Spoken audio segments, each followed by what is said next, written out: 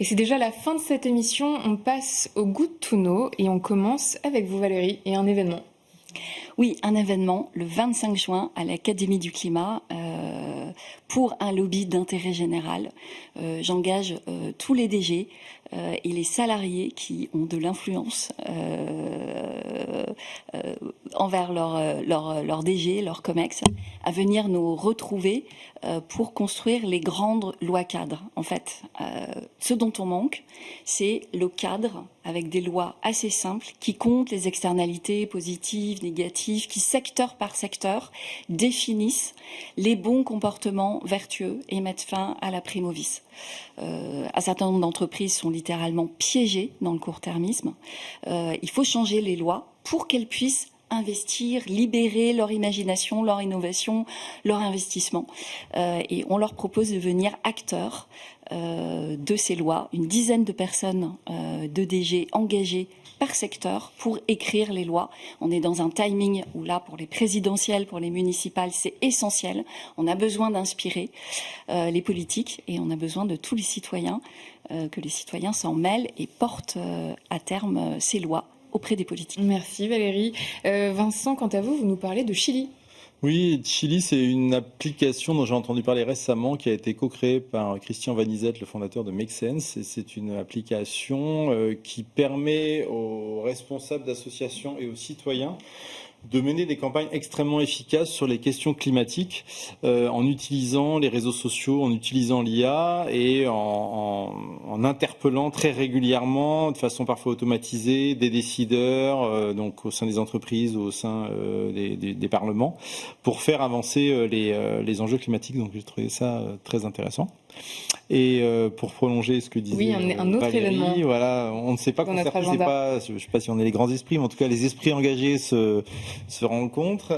On s'est rendu compte que plus ou moins au même moment, on avait l'idée de monter un événement sur le plaidoyer, sur le lobbying. Et nous, le 1er juillet, donc on réunit une cinquantaine d'intervenants spécialistes du plaidoyer et des affaires publiques, émanant d'associations, d'entreprises à impact, mais aussi des universitaires, des juristes, pour réfléchir tous ensemble et surtout croiser les causes des associations qui travaillent sur les questions sociales, sur le handicap, sur l'éducation, sur l'écologie, sur l'agriculture, et comment faire se parler ces acteurs, montrer les difficultés qu'ils rencontrent et aussi les réussites qu'ils ont pu avoir.